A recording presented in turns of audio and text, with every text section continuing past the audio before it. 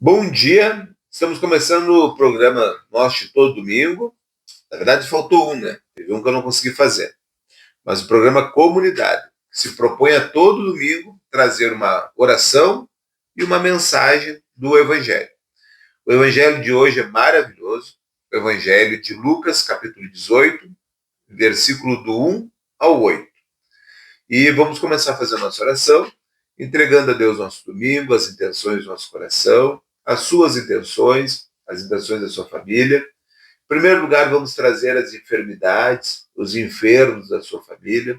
As pessoas estão passando por um momento difícil, financeiramente. Vamos pedir que Deus não deixe nos faltar o pão nosso de cada dia, né? O pão nosso de cada dia, que Deus siga providenciando dentro de cada casa nossa, cada lar. Vamos pedir que Deus também nos livre de todos os males, né, que afaste de nós toda sorte de problemas, né, que chegam até nós, que Deus forme uma barreira em torno da nossa casa, uma barreira de bênção, uma barreira de graça, nos nossos projetos, na nossa caminhada, nas decisões que tomamos, e que o nosso coração se volte para Deus para que tudo isso seja possível. Porque o canal dessa graça para todos os ambientes da nossa vida é o nosso coração. Se teu coração está longe de Deus e você quer o resultado somente, não é, infelizmente, meu irmão, não é dessa forma que funciona. Nós devemos colocar nosso coração em Deus, nós devemos depositar nosso coração em cima do altar de Deus, sabe, consagrar a Deus nosso coração, e através do nosso coração, através desse canal, é que vem a graça de Deus para a nossa vida, nos tira todos os nossos defeitos. O que nós pedimos para Deus? As virtudes. Nós, quando temos as virtudes de Deus, quando nós pedimos as virtudes de Deus, nós automaticamente estamos pedindo para que os nossos defeitos sejam minimizados, sejam extinguidos. Os nossos vícios, os nossos pecados, os nossos pensamentos errados, os nossos impulsos que nos levam a fazer o mal, né? Direta ou indiretamente.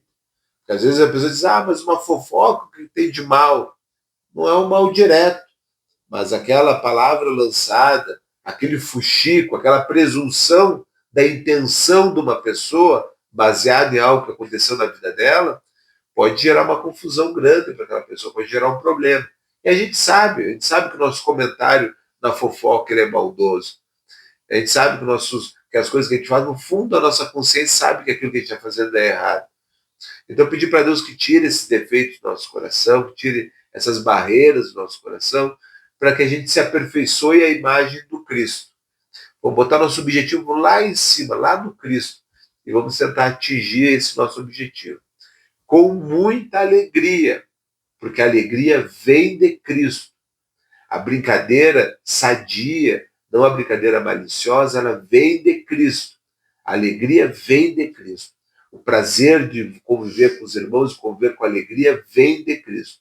Jesus é o Jesus das bodas de Caná, que ia na festividade junto com seus discípulos. Porque Jesus era uma pessoa da alegria. E a gente pensa que Jesus era só o Calvário, só a dor. Mas foi um momento só de Calvário. O resto foi a caminhada levando os frutos do Espírito Santo. E entre os frutos do Espírito Santo está a alegria, a bondade, a paciência, a brandura, a mansidão, a temperança, a caridade. Tudo isso também são frutos do Espírito Santo, mas junto com a alegria. A fé não é desassociada de nós termos prazer em fazer as coisas boas. O prazer em fazer as coisas boas é justo, é pertinente a todos os cristãos. E que nós possamos ter prazer nas coisas boas. Pedimos então a Deus com a oração que ele nos ensinou. Pai nosso, que estás no céu, santificado seja o vosso nome, venha a nós o vosso reino, seja feita a vossa vontade, assim na terra como no céu. O pão nosso de cada dia nos dai hoje, perdoai as nossas ofensas, assim como nós perdoamos a quem nos tem ofendido.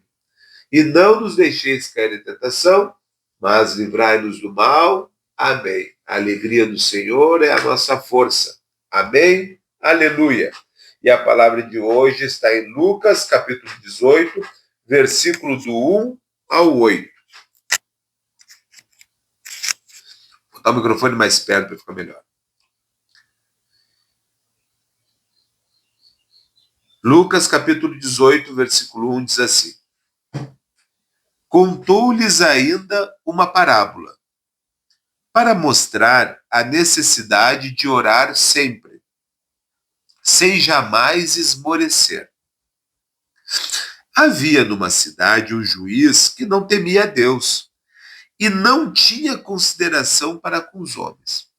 Havia numa cidade um juiz que não temia a Deus e não tinha consideração para com os homens. Nesta mesma cidade existia uma viúva que vinha a ele dizendo: Faze-me justiça contra meu adversário, dizia a viúva. Durante muito tempo, ele, o juiz, se recusou. Mas depois pensou consigo mesmo e disse: Embora eu não tema a Deus, disse o juiz injusto que não temia a Deus e não considerava ninguém. Ele disse assim: Embora eu não tema a Deus e nem respeite os homens, contudo, já que esta viúva está me dando cansaço, está me dando fastio, como está na palavra, vou-lhe fazer justiça, para que não venha, por fim, a esbofetear-me. Ele chegou a ter medo que essa viúva agredisse ele. A palavra fala da viúva porque a viúva era talvez a situação mais vulnerável naquele período em que Jesus veio, porque ela não tinha muitas leis de amparo social e as mulheres dependiam basicamente do trabalho do homem. A mulher praticamente tinha pouco dinheiro circulando, as pessoas faziam muita troca de mercadoria, E a mulher, como ficava dentro de casa, quem saía para fazer essas trocas e quem era aceita nessas relações comerciais, a figura que era respeitada naquele período para fazer essas transações comerciais, eram os homens. Então a viúva, que quer dizer a mulher sem a figura do homem, ela era muito vulnerável. E quando ela tinha filhos ainda, e algumas famílias tinham uma quantidade grande de filhos, era muito mais penoso, era muito mais triste. E ela tinha um adversário, ela tinha um problema, ela tinha uma pessoa que ela tinha um problema, uma diferença com essa pessoa. E ela pedia ajuda para esse juiz, que era um juiz que não temia a Deus e não respeitava nenhum homem. Mas, por receio, pelo aborrecimento que a mulher estava causando, e pelo receio de ser esbofeteado, de ser agredido pela mulher, ele diz assim: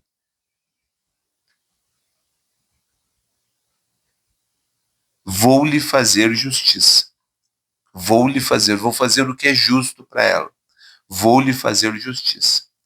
E aí Jesus segue contando essa história e ele diz assim, ó: escutai o que diz esse juiz iníquo, esse juiz injusto, esse juiz que não teme a Deus e não respeita os homens. Escutai o que diz esse juiz iníquo.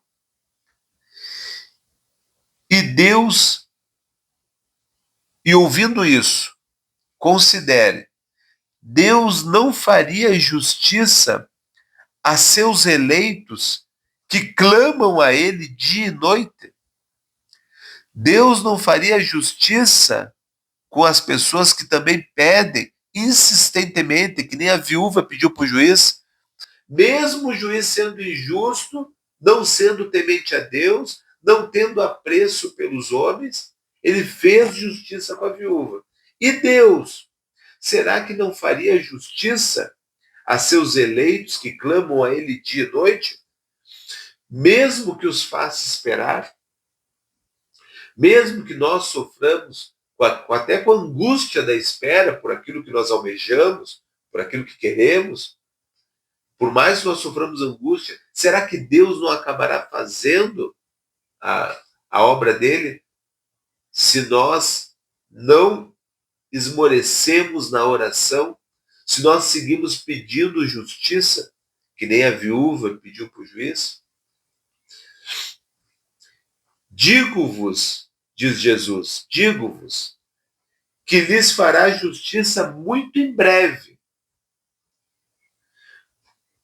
Mas tem um detalhe, olha como ele termina essa palavra, olha que palavra misteriosa, ele diz, ó, Deus lhe fará justiça muito em breve, pela oração, pela insistência, mas quando o Filho do Homem voltar, encontrará a fé sobre a terra?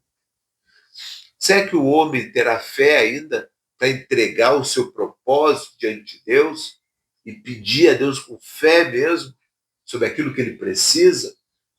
Principalmente sendo justo. Eu gosto dessa palavra que ela frisa muito assim, ó, o juiz fez justiça à viúva e Deus não faria justiça a seus eleitos que clamem a ele, porque Deus atende teu pedido se ele for justo. Se ele for justo. O preguiçoso que pede riqueza é justo? Aí você encontra o preguiçoso pedindo, não, porque eu tinha que ganhar no tigrinho, porque eu tinha que ganhar na Mega Sena, porque eu tinha que ter mais, porque os outros têm e eu não tenho. E eu peço sempre a Deus que me dê o que o outro tem e que eu não tenho. Mas é justo, porque Deus faz justiça.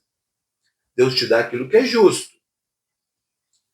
A pessoa que bebe, se droga, que fuma e pede a Deus saúde, se revolta. Ah, mas por que eu sempre fui uma pessoa tão boa? Por que eu estou com efizema pulmonar? Estou com câncer? É a pergunta. Tá, mas tu fuma? Fumo. E é justo tu procurar a doença a vida toda e botar a culpa em Deus de você não ter saúde? Se você procurou a doença a vida toda?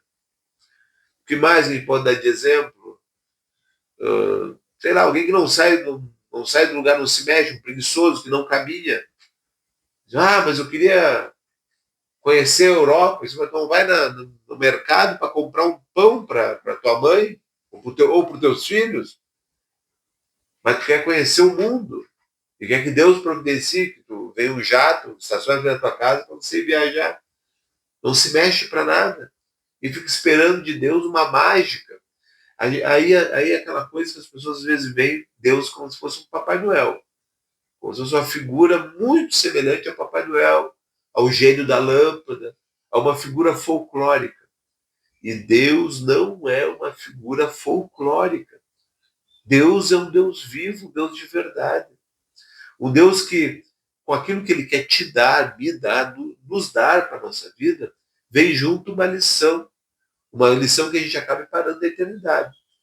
Porque se a gente tiver uma mansão aqui, viagens pelo mundo inteiro, dinheiro que não tem fim, e não tivermos a vida eterna, isso aí não serve para nada. Não serve pra... Isso não tem nenhuma utilidade da vida eterna. Conhecer o mundo inteiro da vida eterna me adiantou de quê para me conquistar a vida eterna? Quando chegar o fim dessa minha vida, quando der o último suspiro, que é a coisa mais certa que vai acontecer, eu não sei se eu vou ser rico, se eu vou ser pobre, se eu vou ter saúde, ou se eu vou ser doente, eu não sei se eu vou conhecer o mundo inteiro, se eu vou conhecer a casa do vizinho, quando muito, mas uma coisa certa é que a morte um dia vai me alcançar. Um dia eu vou fazer a passagem dessa vida para uma outra vida. Minha segunda passagem, na verdade, né? Acho que a minha terceira passagem, o cristão de verdade, ele faz. A morte é a terceira passagem. Primeiro, nós somos tirados, uma centelha nossa de Deus, e é colocada no ventre de nossa mãe. É a primeira passagem, a primeira transição. Quando a nossa matéria-prima sai de Deus, recebe uma alma, que é a nossa identidade, e vai parar na carne concebida pelo nosso pai e pela nossa mãe. O nosso pai e nossa mãe entram com a carne, né? O espírito vem de Deus e a alma é a identidade nossa dada por Deus também, que vai nos diferenciar o Darley, do Dúlio, do Pedro, da Rebeca, do João e da Maria, vai diferenciar todo mundo. Então, nós temos nossa alma, o nosso espírito e a nossa carne. Que esse conjunto de coisas é que nos formam, né? A nossa carne vai passar por uma renovação, o espírito segue a mesma e a alma segue a mesma, presa nesse espírito, presa como parte desse espírito. A gente tem essa primeira migração, né, de Deus, da nossa formação, quando a gente é concebido pela nossa mãe. Depois, quando a gente acha que o universo resume a barriga da nossa mãe, a gente nasce para essa vida, né? Nós nascemos para essa vida nossa natural. E depois a gente morre aqui de novo, assim como a gente morreu para o ventre da nossa mãe, a gente não existe mais naquele mundo, naquele universo que era a barriga da nossa mãe, a gente não vai mais existir mais para esse universo também, e a gente vai para um outro universo infinito, eterno, maior, e todo esse universo em expansão e quase infinito que nós temos vai parecer o útero da nossa mãe quando nós conhecermos a outra existência. Porque a realidade de Deus é muito maior e melhor do que aquilo que nós possamos imaginar.